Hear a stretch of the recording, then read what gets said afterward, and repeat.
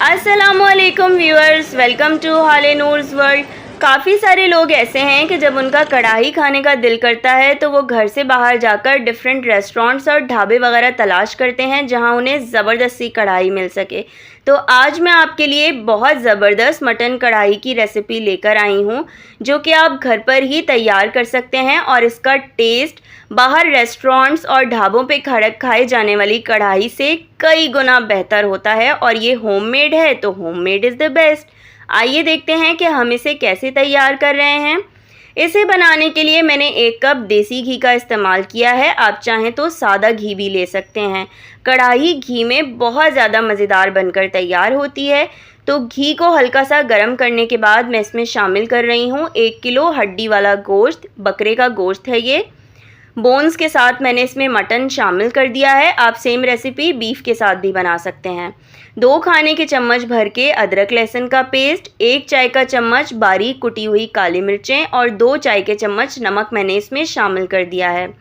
आप नमक की क्वांटिटी अपने टेस्ट के अकॉर्डिंग कम या ज़्यादा कर सकते हैं।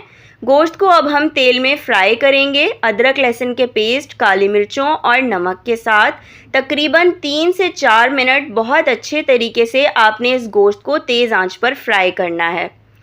हीक नहीं होनी चाहिए इसमें बिल्कुल भी। तो हीक को ख़त्म करने के लिए हम इसे अच्छे तरीके से फ्राई कर लेंगे। और फ्राई करने के बाद अब मैं इसको कवर करके आंच बिल्कुल धीमी कर दूंगी और धीमी आंच पर इसको 20 मिनट पका लूँगी। 20 मिनट हो चुके हैं और आप देख सकते हैं कि गोश्त ने कितना ज़्यादा पानी रिलीज़ किया है। मैंने इसमें अलग से पानी बिल्कुल भी ऐड नहीं किया है। ये गोश्त का अपना पानी है। देख सकते हैं आप कि पानी की क्वांटिटी कितनी ज़्यादा है। अब मैं इसमें शामिल कर रही हूँ 3 पाव टमाटर। 1 किलो टमाटर बीच में से दरमियान में से कट करके मैंने शामिल कर दिए हैं। 1 खाने का चम्मच मैंने इसमें हरी मिर्चों का पेस्ट भी शामिल कर दिया है। मैंने कूंडी में इसको मोटा मोटा दरदरा सा कूट लिया था हरी मिर्चों को।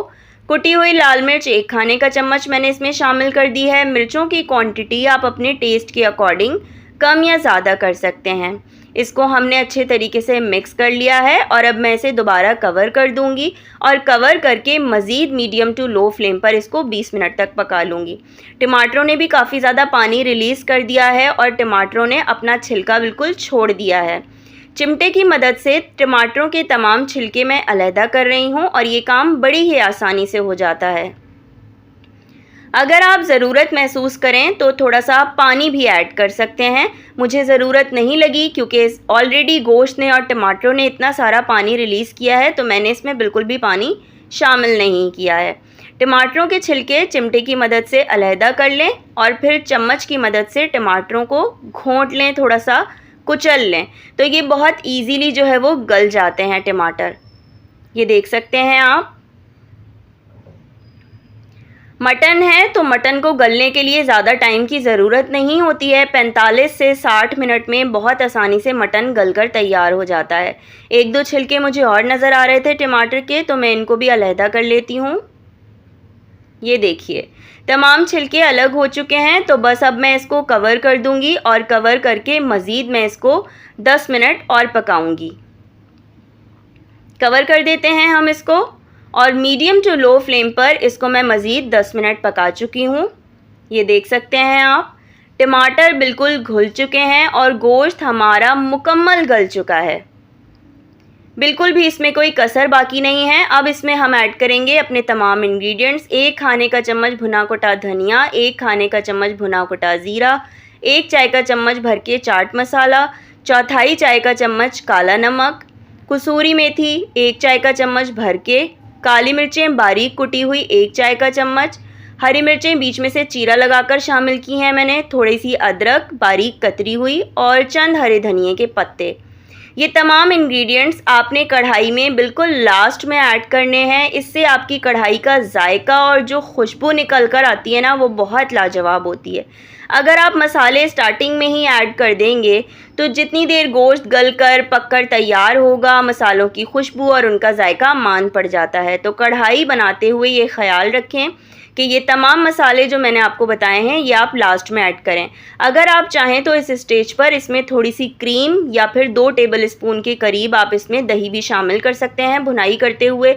मैंने इसमें दही, क्रीम किसी चीज़ का इस्तेमाल नहीं किया है। ऑलरेडी आप देख सकते हैं कि कितनी ज़बरदस्त मसाले वाली कढ़ाई है ये, सूखी सूखी नहीं है। बस अब इसको मैंने थोड़ी देर फ्राई किया 2-3 मिनट और उसके बाद कवर करके मैंने इसको 1 से 2 मिनट का दम भी दे दिया ताकि मसालों की खुशबू अच्छे से कढ़ाई में बस जाए।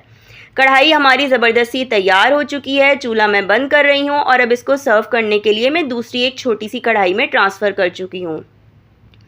एक लीमू मैंने बीच में से काट के इसमें रख दिया है, जिसको भी ज़रूरत होगी लीमू ऊपर से निचोड़ लेंगे और इसको हम गार्निश करेंगे बारीक कतरी हुई अदरक और हरे धनिए के पत्तों से। अब आप इसको गर्मा गर्म नान, ताफ्तान जिसके साथ भी आप खाना चाहें, सलाद और रायते के साथ एंजॉय करें। रेसिपी ज़रूर ट्राई कीजिएगा और पसंद आए तो मुझे फ़ीडबैक देना बिल्कुल ना भूलिएगा। फिर मुलाकात करेंगे, दुआओं में याद रखिएगा। तब तक के लिए अल्लाह हाफ़िज़।